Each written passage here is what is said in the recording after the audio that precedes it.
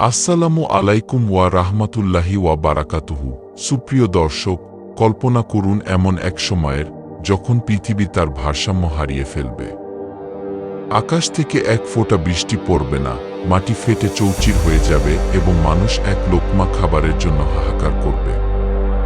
ঠিক সেই চরম মুহূর্তে পৃথিবীর দিগন্তে আবির্ভাব ঘটবে এক মহাপ্রলয়ঙ্কারী সত্তার, যাকে বিশ্ব চিনবে মসিহ দাজ্জাল নামে। এটি কোনো রূপকথা নয়, বরং আজ থেকে 1400 বছর আগে আমাদের নবী মুহাম্মদ সাল্লাল্লাহু আলাইহি ওয়াসাল্লাম এর দিয়ে যাওয়া এক অমোঘ সতর্কবার্তা। দাজ্জালের ফিতনা হবে মানব ইতিহাসের সবচেয়ে বড় পরীক্ষা। কিন্তু কে এই দাজ্জাল? কোথায় তার জন্ম? কেন তাকে 1000 বছর ধরে এক নির্জন দ্বীপে শিকল দিয়ে বেঁধে রাখা হয়েছে? আজ আমরা উন্মোচন করব দাজ্জালের জন্ম রহস্যের সেই অন্ধকার অধ্যায়। বিসমিল্লাহির রাহমানির রাহিম। স্বাগতম আপনাদের চ্যানেলের আপনাদের পরিবার ইসলামিক কথা।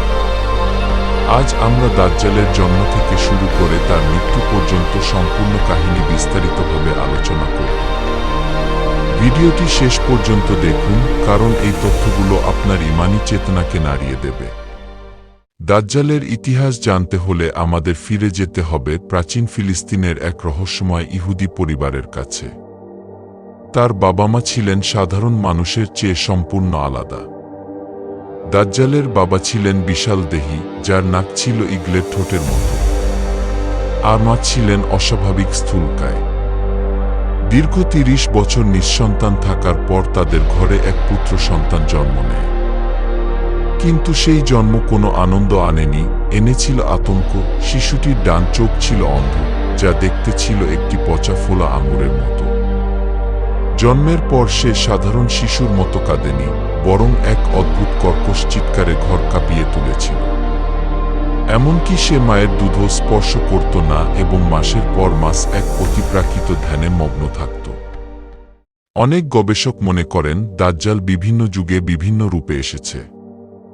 হযরত মূসা আলাইহিস সালাম এর যুগে শামিরি নামে এক জাদুকর বনী ইসরায়েলদের বিভ্রান্ত করেছিল।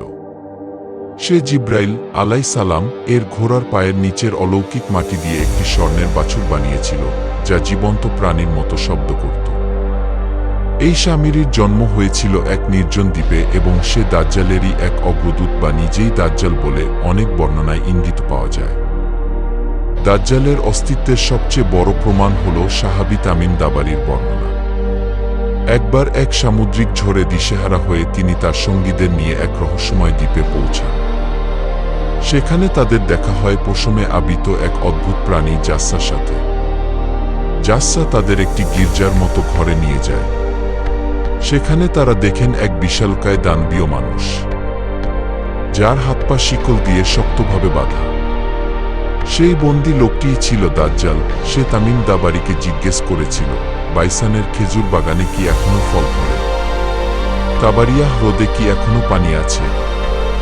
সে বলেছিল, যখন এই হ্রদ শুকিয়ে যাবে এবং আরবের উম্মি নবী সাল্লাল্লাহু আলাইহি ওয়াসাল্লাম বিজয়ী হবেন, তখনই তার মুক্তির সময় ঘনিয়ে আসবে।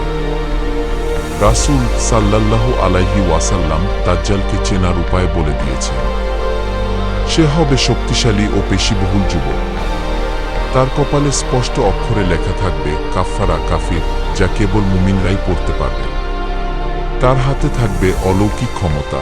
সে আকাশকে হুকুম দিলে বৃষ্টি পড়বে, মৃত মানুষকে জীবিত করে দেখানোর বিভ্রম সৃষ্টি করবে। তার সাথে থাকবে রুটির পাহাড় এবং পানির নহর। সে যা দেখাবে তা হবে ধোঁকা। তার জান্নাত হবে আসলে জাহান্নাম, আর তার জাহান্নাম হবে আসলে জান্নাত। দাজ্জাল 40 দিনে পুরো পৃথিবী চষে বেড়াবে, কিন্তু মক্কা ও মদিনায় সে প্রবেশ করতে পারবে না। অবশেষে যখন মুমিনরা দামেস্কের জামে মসজিদে অবরুদ্ধ হয়ে পড়বে, তখন আসমান থেকে ফেরেশতাদের ডানায় ভর করে নাজিল হবেন হযরত ঈসা আলাইহিস সালাম। তাকে দেখামাত্রই দাজ্জাল লবণের মতো গলতে শুরু করবে।